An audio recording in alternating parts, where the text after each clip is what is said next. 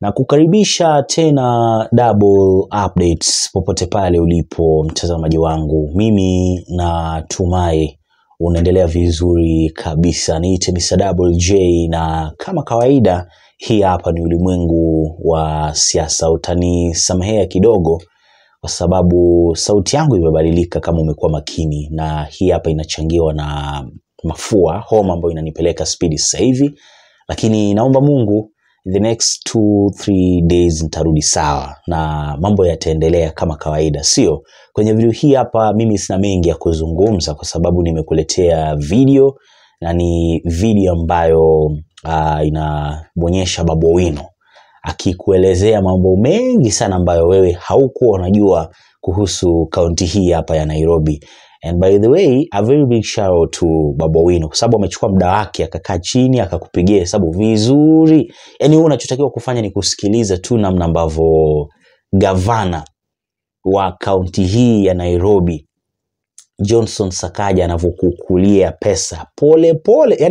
Yani anaikula in a way that hata wewe mwenyewe unakaa chini unasema wow. Anakula. So before hata nikuwekea hiyo video clip, let me tell you one thing, Do you know Sakaja hana uwezo wa kuikula Nairobi akiwa peke yake? Do you know that? Uliza hata mwanasiasa yote, uliza hata MCA yote, pigia simu, hata gavana, hata CS, pigia hata RUTO simu, atakwambia ukweli. Kama ni hivyo, yani kama ni ukweli atakwambia. Yani Sakaja hawezi akaikula Nairobi peke yake. Sakaja ana uwezo wa kukula Nairobi na watu wangapi? Wawili. William Samoei Ruto ambaye ndo president, Rigathi Gachagua ambaye ndo deputy. Nakumbuka 2022 mwisho Gachagua alimwambia Sakaja, sasa wewe ukitaka kufanya chochote hapa Nairobi lazima unicheki. Umeona? Lazima unicheki, yani lazima uniulize kwa sababu gani? Mimi ndo niliongeleshaga wa Kikuyu wakakupigia kura Nairobi. Of which ilikuwa ni uongo. Unaona ni vitisho tu alikuwa anatishiwa Sakaja, but deep down you all know kwamba ana kura nyingi sana za Azimio. Ana kura nyingi kutoka Azimio huyu Sakaja. So namna tu ambavyo uliona watu walipigia Sifuna ndo walimpigia Sakaja kwa sababu candidate kidogo wa Azimio alikuwa weak, yule jamaa sio anaitwa nani. So yeye akapata. But at the end of the day vitisho na nini jamaa katii. Kwa hiyo hapo tu yani kitu ambacho nimetaka uone ni kwamba hawezi akafanya. Unaona hata hizi lori hizi ambazo zimeandikwa hizi sio zinaitwaje hizi FAO ama hizi ambazo zimeandikwa sio Let's Nairobi Work, hizo zimenunuliwa mpya.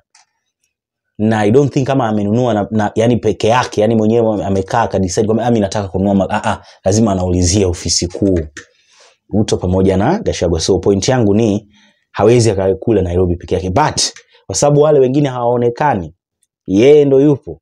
Hebu kaa chini jamani, hii video ni ndefu sana.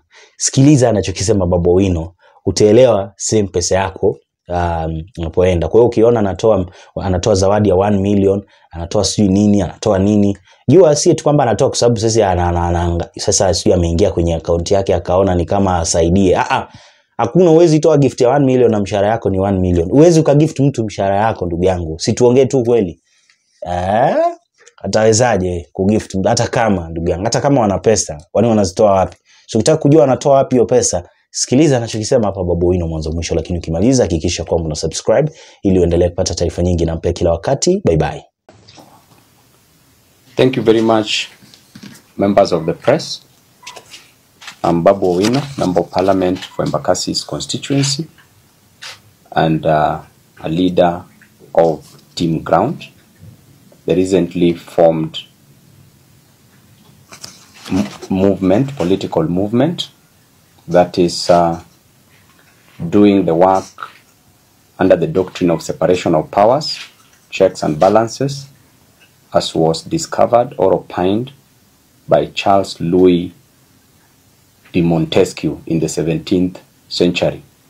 So in this century, we are proceeding with his work to keep checks and balances on both the county governments and also the national government.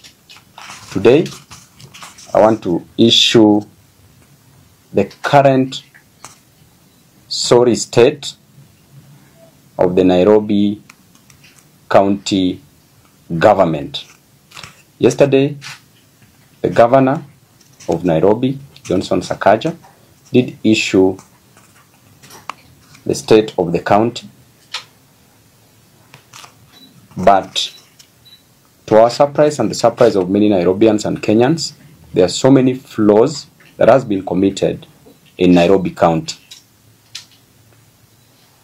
To this extent, we have come up and analyzed the Auditor General's report that was released yesterday, 107-page report that is talking about the situation in Nairobi County. We have analyzed page by page from page 1 to the last page, which is page 107, and we have come up with the following facts, the conclusion to which there is serious misappropriation of funds in Nairobi County. There is serious embezzlement of funds in Nairobi County. There is serious pilferage of funds in Nairobi County. There is serious defrauding of the hard-earned money for the Nairobians, and there is serious misrepresentation of facts. To be short, the factoids presented by the current governor of Nairobi County. And therefore, if we want, number one, we want to talk about the type of audit opinions. And number one is the unqualified opinion. If the auditor talks about unqualified opinion, means that things are okay and there is no any problem with the books of the account. If the Auditor General talks about qualified opinion, means that there are audit queries, but adequate information provided in the audited statements. And if they recommend a disclaimer, then it means that information provided for audit is inadequate. And lastly, if there is an adverse opinion, then it means that the situation is terrible because of material and pervasive breaches. In our situation, there is an adverse opinion from the Office of the Auditor General. And therefore, my analysis consists of 3 parts. Part A is the adverse opinion, and it reads, the Auditor General says that they cannot confirm the accuracy and completeness of the financial statements provided by Sakaja for the financial year 2022-2023. The difference in payment reported by the financial statements and the ledger, which ordinarily should be the same, is 5 billion Kenya shillings, which is lost, and that is found on page 2 of the Auditor General's report. Therefore, the governor of Nairobi cannot explain the 9 billion in pending bills. Also in page 2, the controller of budget did approve 17 billion. Out of the 17 billion, the governor only paid 8 billion as pending bills, but 9 billion is lost. In addition to that, the pending bills balance, as indicated, is 98 billion, which the Auditor General says that could be hot air.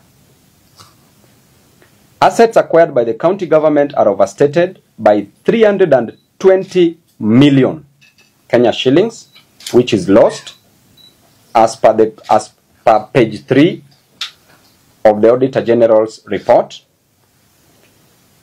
Next is the bank balances show that KRB, the RMLF indicates that 818 million Kenya shillings, that is what it indicates, while it should be 965 million Kenya shillings, which means that 147 million Kenya shillings is lost. Lost by lost means stolen or defrauded.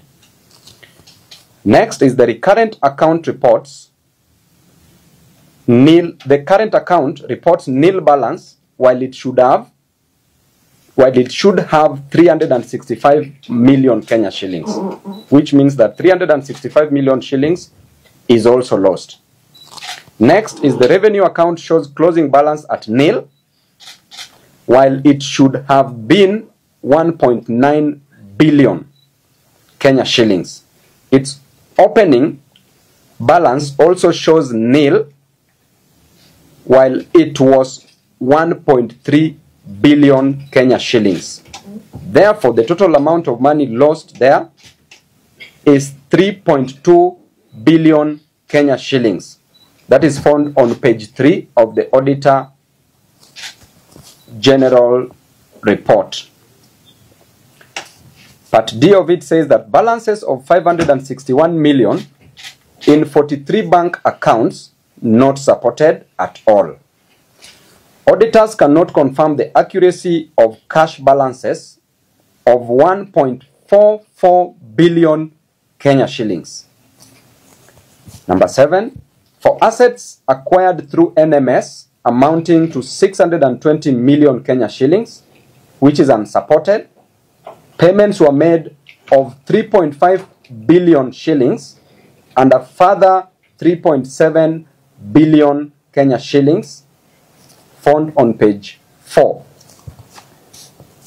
Air was paid. By air it can mean oxygen, carbon dioxide, or any other air. Air was paid, or hot air was paid for at 60.8 million Kenya shillings, apparently for floodlights, but no supply was done and no entry was made for the same, found on page 4 of the report. Sakaja says he paid salaries of 11.2 billion Kenya shillings, but records of banks and IPPD shows only 8.8 billion Kenya shillings. Hence, 2.2 billion Kenya shillings was paid to ghost workers. By ghost workers, now it means that that money has been stolen. Purported payments of 161 million Kenya shillings and 93 million Kenya shillings to temporary workers were not supported by any documents at all. That is on page 5 of the report. Number 10, 226 million Kenya shillings from the salary account was paid through 46 fictitious transactions, not supported at all and not related to salaries, which means 226 million again stolen. That is on page 5 of the report. That is part A on adverse opinion. Part B says other emphasis. Other areas where money has been lost. Number 1, despite reporting to have spent 29.2 billion against a budget of 39.6 billion, the county committed additional 17.8 billion, meaning it spent a total of 47.1 billion, which is 7.5 billion shillings above the budget. Now you can see where the fraud is, because they've budgeted for money, but they've spent above what they budgeted for. So which means they were spending on what they didn't budget for. That is on page 6 of the report. Despite the county having a whooping, that is number 2, despite the county having a whooping 832 cases, this is where now there is serious fraud. The county had 832 cases. A mere 11 advocates were owed 10.7 billion Kenya shillings. 11 advocates owed 10.7 billion Kenya shillings in fees, and a further 121 advocates owed another 10.2 billion Kenya shillings. Hence, Legal fees for 132 lawyers stood at 20.9 billion Kenya shillings. So you want to tell me that Sakaja has already paid 11 advocates 10.7 billion Kenya shillings. It means that every advocate was pocketing 1 billion, close to around or approximately 1 billion Kenya shillings. What is the governor doing? That is found on page 6. The county has not resolved audit issues raised by the previous audit report. Number 4, the county did not report the various funds being run by the county, e.g. disaster fund, and there you had what happened even in Embakasi East constituency when there was serious disaster resulting from the gas explosion.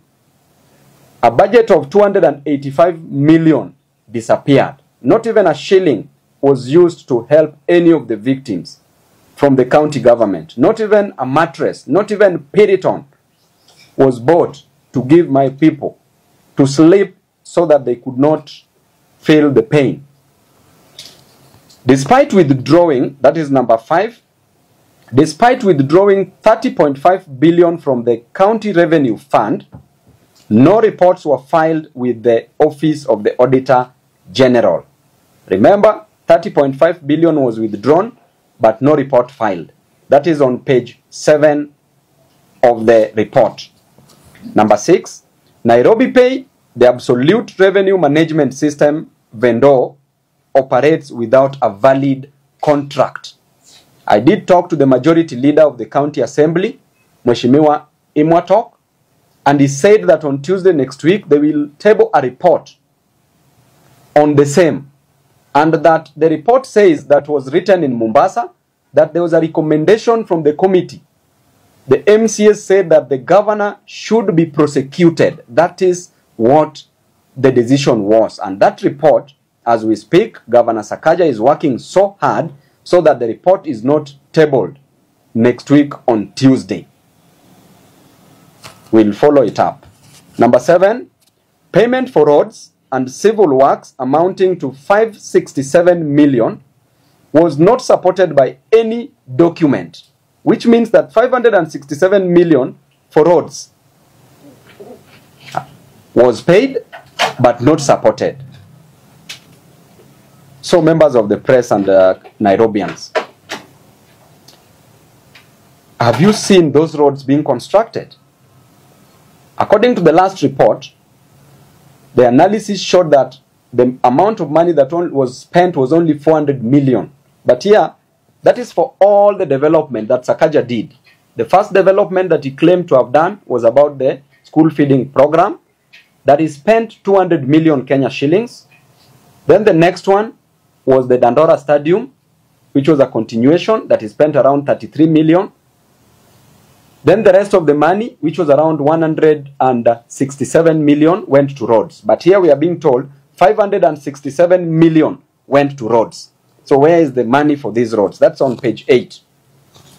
Number 8, the same contractor who failed to finish 3 dispensaries in 2020-2021 at 869 million was given another contract for Mama Lucy Hospital at 344 million by Governor Sakaja, and since he has abandoned the project after pocketing 165 million Kenya shillings, which he has been paid, that is found on page 8.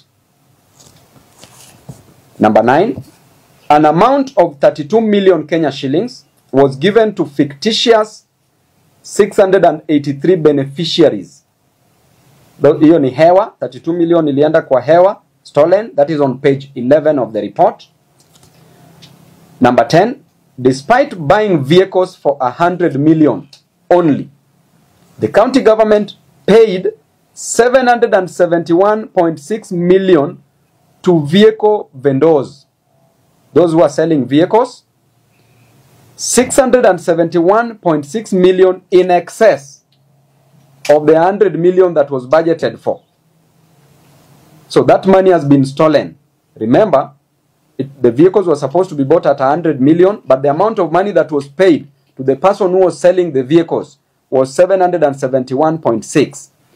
Therefore, 671.6 million has been stolen, found on page 12 of the report.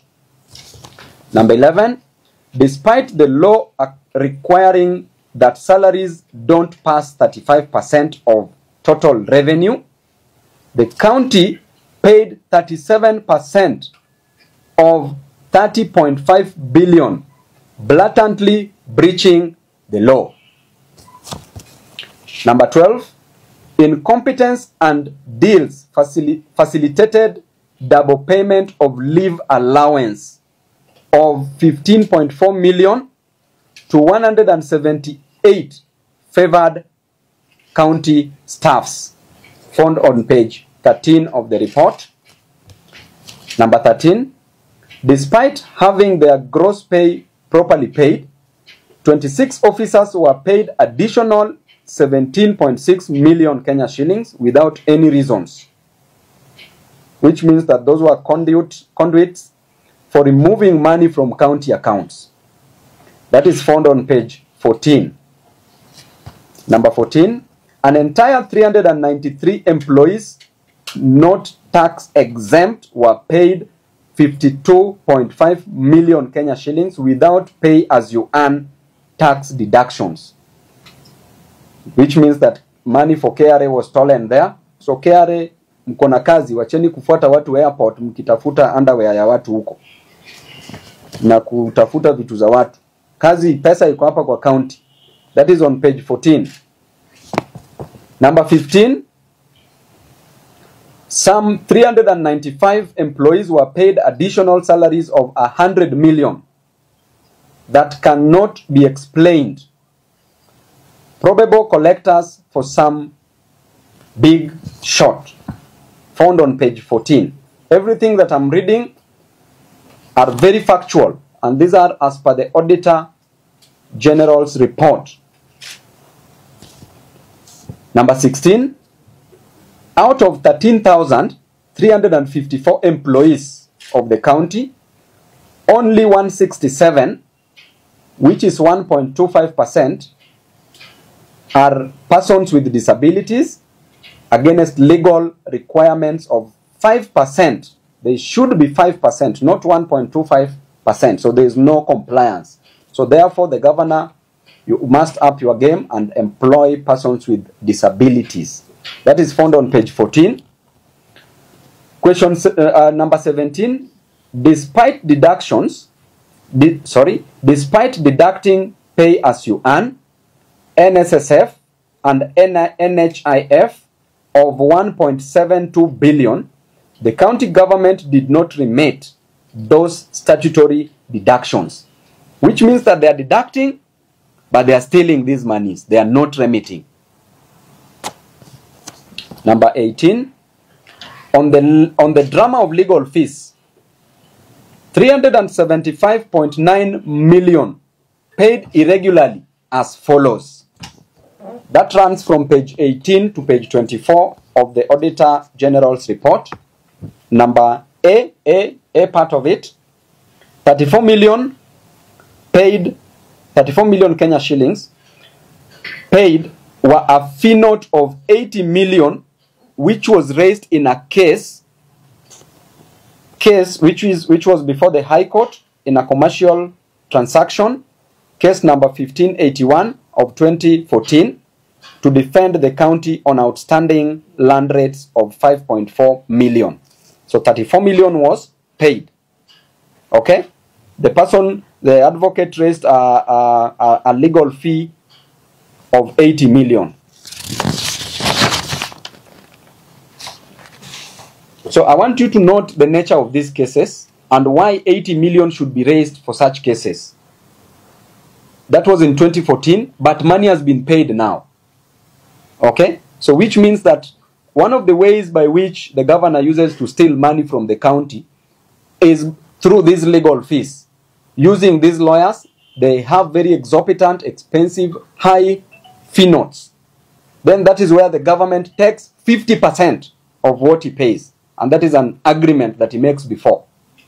And that is what he dangles to some of the MCAs that if you don't fight me, bring one lawyer, I pay your legal fees. So that is what is happening at the county. Part B of it, 47 million were paid where a fee note of 78 million was raised to represent the county in a matter which was the Environment and Land Court, case number 248 of 2021, where a small plot was double allocated by the county in Kayole. Part C, on the 17th mwezi wa saba, 17th mwezi wa saba 2023, 57.8 million Kenya shillings was paid to a law firm for defending. Now, I want you to hear, this is very serious. 57.8 million paid to a law firm for defending the county in a matter which was in the court, in the Environment and Land Court, case number 18 of 2022, against Ndakaini Dam land compensation of 1989, where a fee note of 77.9 million Kenya shillings was raised. So he paid 57.8. D, on the same month, same day, 17 mwezi wa saba 2023, 67 million was paid to an advocate for defending the county in Environment and Land Court, case number 176 of 2021, where a fee note of 100 million was raised against an individual who sued the county for not shortlisting him as a traffic marshal. Mnasikia hii drama kweli, hii ni comedy. This is comedy. Imagine 67 million Kenya shillings was paid to an advocate just for defending the county for not shortlisting a person as a traffic marshal who is going to earn 18,000 to 20,000 Kenya shillings per month. Why did the governor pay 67 million Kenya shillings? Why couldn't he use this money to employ more traffic marshals? And the fee note that was raised was 100 million to represent that one person whose name did not appear in the shortlisting. He was not shortlisted. You pay 67 million. Madness. On 17th the same month, mwezi wa saba, a further 50 million was paid to an advocate for defending the county in a matter where a fee note of 129 million was raised for unknown reason. Imagine, the case has not been stated. Hiyo ni kesi hewa ama air.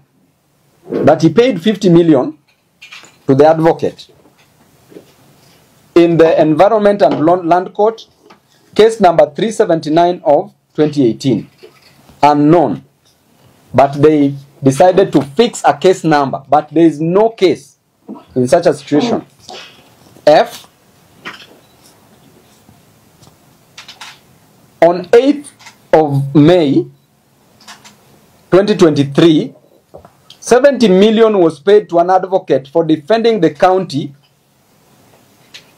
in a matter where a fee note of 145 million was raised against the Kenya County, the county government's workers union.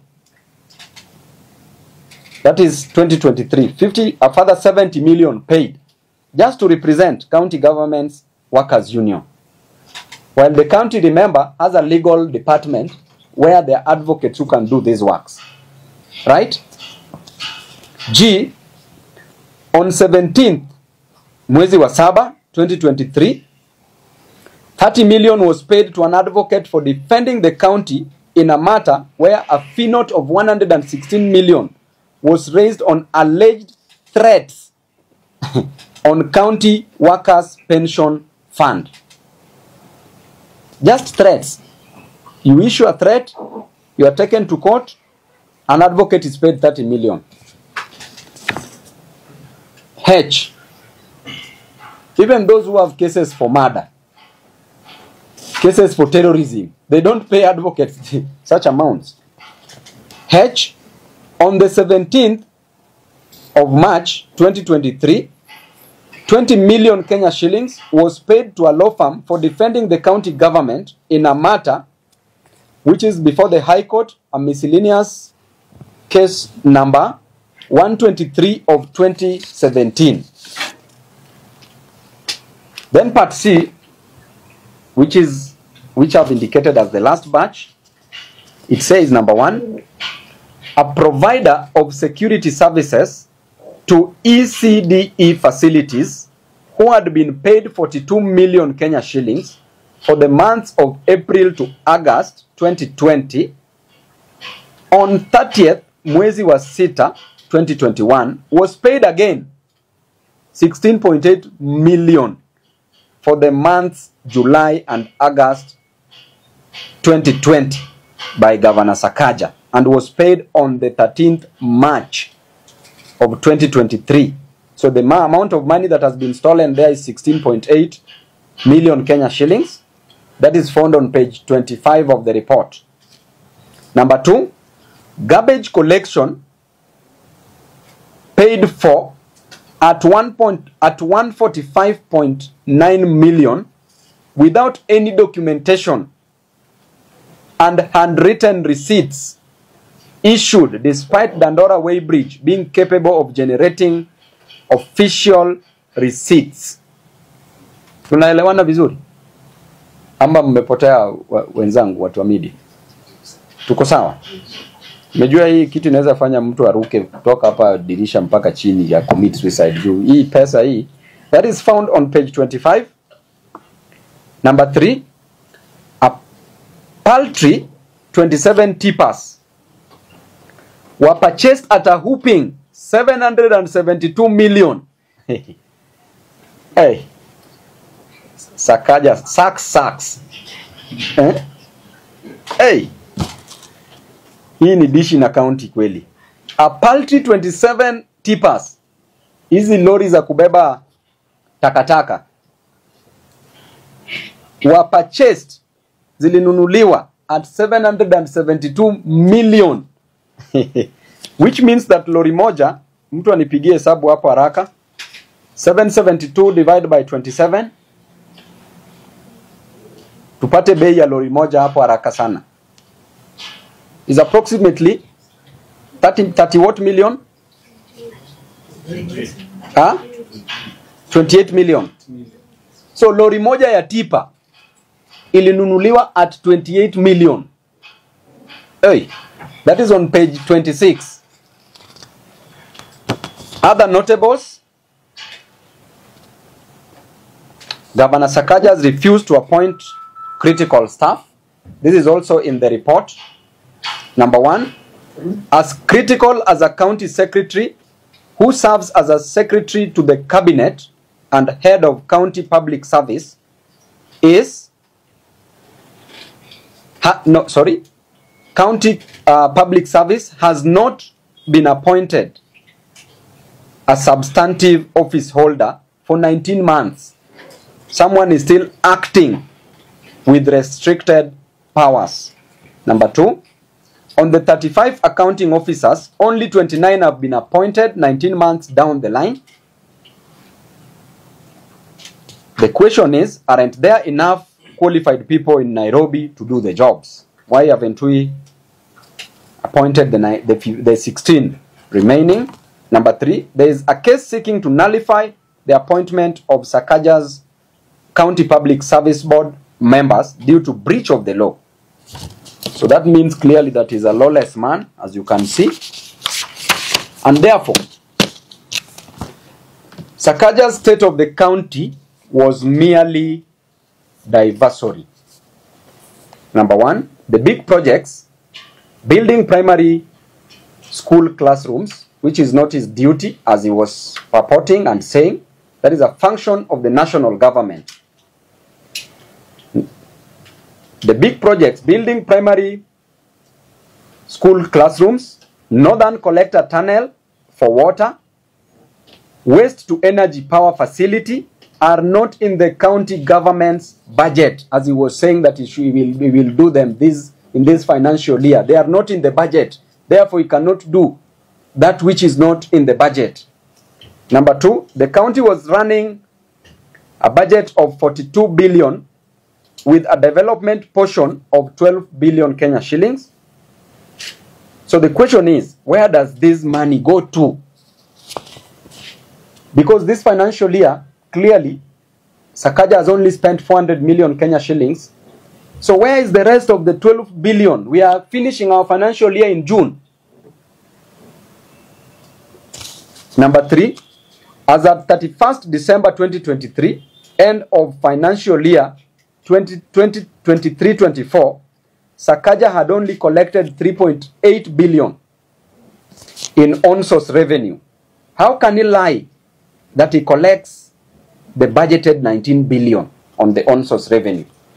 And if indeed he said that he collects that, then where is the balance, the deficit?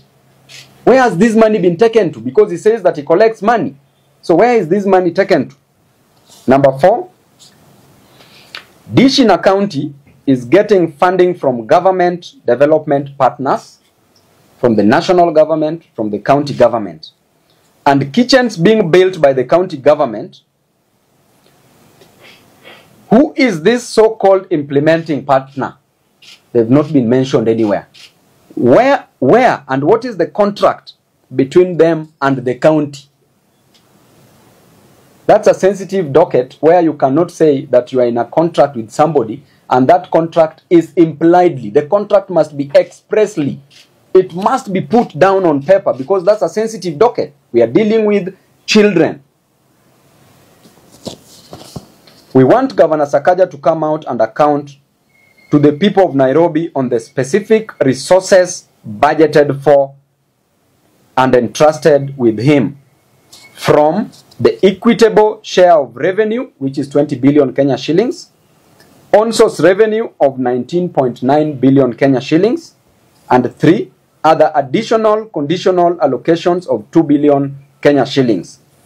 Whatever he chooses to do with other funds will be the subject of audit and accountability as and when those funds are available. Therefore, the people of Nairobi are not interested in drama. They are not interested in dimples anymore and damn talks. They need services in all the fundamental areas where the constitution devolved functions to counties. Thank you very much.